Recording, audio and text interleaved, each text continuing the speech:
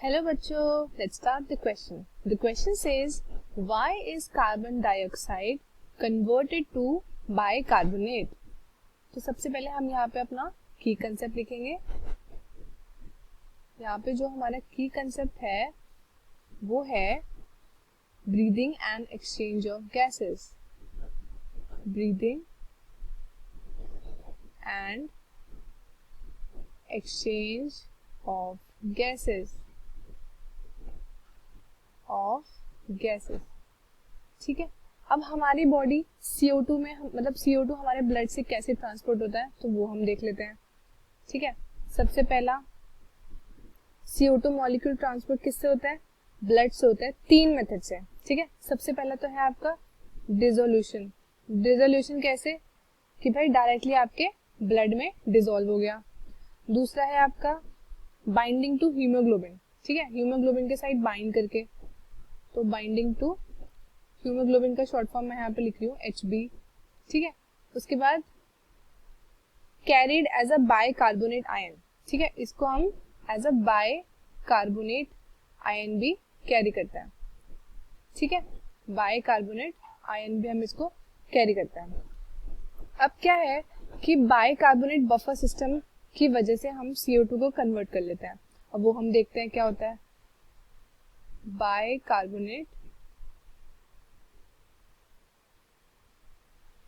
Buffer system. Bicarbonate buffer system. ठीक है. अब इसमें क्या होता है, बाइकार्बोनेट बफर सिस्टम में क्या होता है, CO2 सबसे पहले तो किसके साथ डिफ्यूज करता है? Diffuse with RBCs. ठीक है.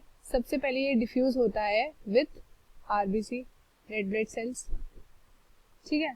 अब क्या होता है, एक एंजाइम है. ठीक है. उसका नाम है कार्बोनिक एनहाइड्रेज. ठीक है. Carbonic anhydrase. ये आपका RBC में होता है. ये क्विकली कन्वर्ट करता है. क्या कन्वर्ट करता है? ये कन्वर्ट करता है CO2 को किसमें? कार्बोनिक एसिड में, H2CO3. CO2 को किसमें कन्वर्ट करता है? कार्बोनिक एसिड में. ठीक है. और कार्बोनिक एसिड जो होता है ये बहुत ज्यादा अनस्टेबल और इंटरमीडिएट होता है, और ये इमीडिएटली डिसोसिएट हो जाता है. ये डिसोसिएट हो जाता है आपका HCO3 माइनस में और हाइड्रोजन आयन में. ठीक है. अब क्या होता है, CO2 क्या हो गया, क्विकली कन्वर्ट हो गया बाइकार्बोनेट आयन में. CO2 कन्वर्ट हो गया आपका बाइकार्बोनेट आयन में. ठीक है. अब उसके बाद क्या हुआ, अब जब बाइकार्बोनेट में कन्वर्ट हो गया, इसमें रिजल्ट में क्या हुआ, रिजल्ट में आपका जो H+ आयन है उसकी जो प्रोडक्शन है वो क्या हो गई, वो बढ़ने लगी. तो जब ज्यादा H+ आयन हो जाता है तो क्या होता है, वो हमारे ब्लड का pH क्या करता है, ब्लड का pH वो करता है हमारा ऑल्टर, छेड़खानी हो जाती है pH के साथ. तो हीमोग्लोबिन क्या करता है, हीमोग्लोबिन इसके साथ बाइंड कर देता है. ठीक है. ताकि क्या है, जो H+ आयन फ्री थे अब वो इसके साथ बॉन्ड बना लिए. ठीक है. अब जो न्यूली सिंथेसिस बाइकार्बोनेट था वो ट्रांसपोर्ट हो गया RBC के बाहर. ठीक है. जो अभी ये बाइकार्बोनेट बना, इसको ट्रांसपोर्ट कहाँ कर दिया, इसको ट्रांसपोर्ट कर दिया RBC के बाहर. अब एक लिक्विड कंपोनेंट है ब्लड का, उसमें क्या हुआ, इन एक्सचेंज क्या मिला, क्लोराइड आयन. ठीक है. इसके एक्सचेंज में बाइकार्बोनेट RBC के बाहर आ गया. अब ये जो आयन बना इसको हमने बोला बाइकार्बोनेट आयन. ठीक है. यहाँ पे जो आयन बना उसको हमने बोला बाइकार्बोनेट आयन, HCO3 आयन. इसका नाम है बाइकार्बोनेट आयन. ठीक है. अब जब ब्लड हमारे लंग्स में पहुंचा तो बाइकार्बोनेट आयन वापस से ट्रांसपोर्ट कहाँ हो गया, RBC में. ठीक है. अब ब्लड कहाँ पहुंचा, ब्लड पहुंचा लंग्स में. ठीक है. और RBC, और फिर उसके बाद क्या कहते हैं, जब ब्लड हमारा लंग्स में पहुंचा तो बाइकार्बोनेट आयन कहाँ पे ट्रांसपोर्ट हो गया, बाइकार्बोनेट आयन ये वापस से कहाँ पे ट्रांसपोर्ट हो गया, ये वापस से चला गया RBC की तरफ.